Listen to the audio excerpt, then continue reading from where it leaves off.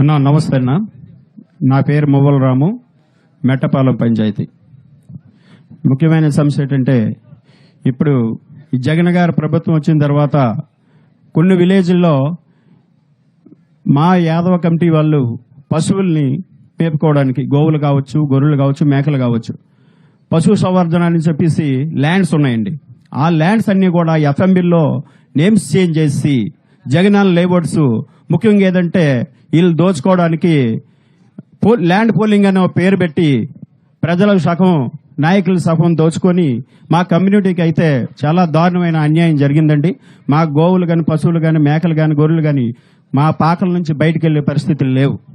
ఎక్కడా కూడా ఒక్కొక్క పంచాయతీల్లో 50 ఎకరాలు 60 ఎకరాలు ఉన్న ప్లేసుల్లో ఈవేళ ఎకరం 2 ఎకరాలు లేకుండా లాగేసుకొని ఆక్రమించుకున్న పరిస్థితి. మా యాదవ కులాలకు ముఖ్యంగా చాలా వరకు కూడా గోవుల్ని, పశువుల్ని, మేకల్ని, గొర్రెలు మేపుకునేటటువంటి వాళ్ళు వీళ్ళకి అస్సలు గవర్నమెంట్ ప్లేసులు కేటాయించండి, ఎఫ్ఎంబిల్లో పేర్లు కూడా మార్చేసి ఈ ప్లేస్ని అంతా కూడా లాగేసుకున్నారు. ఒక విషయం అన్న. రెండో విషయం,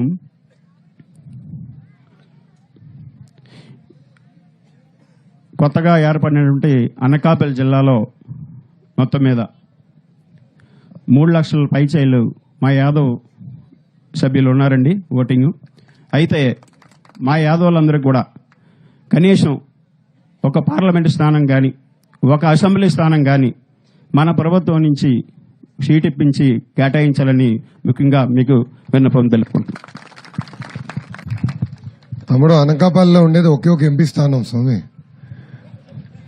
నేనేం చెప్పాను మీకు, 25 స్థానాల్లో తమ్ముడు కూర్చోండి, 25 ఎంపీలు ఉన్నారు ఆంధ్ర రాష్ట్రానికి, లోక్సభ ఎంపీలు. 25లో గెలిచే ఎంపీ సీటు యాదవ సోదరులకు ఇచ్చే బాధ్యత తెలుగుదేశం ప్రభుత్వ పార్టీ తీసుకుంటుంది.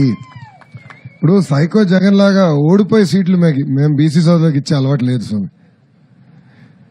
ఇప్పుడు 82 మంది ఎమ్మెల్యేలు మారుస్తున్నా అని చెప్పాడు కదా. ఇక్కడ ప్రజలందరూ కూడా ఈ విషయం ఒకసారి ఆలోచించాలండి.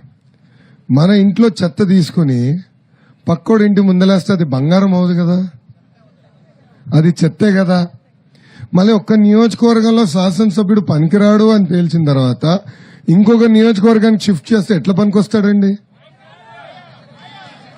ఇదే నాకు అర్థం అవదు. ఇక్కడేమో వేలాది కోట్ల రూపాయలు దోచేశారు, పక్క నియోజకవర్గం పంపిస్తే ఇంకా 10,000 కోట్లు దోచేస్తారు. ఇదే వింతగా ఉంది. ఆయన అది కూడా పరిస్థితి ఎలా ఉందంటే, గెలిచే సీట్లంతా ఒక సామాజిక వర్గానికి ఇచ్చుకుంటారు, ఓడిపోయే సీట్లంతా ఏమో బీసీ సోదరులకు వదిలిపెడతారు.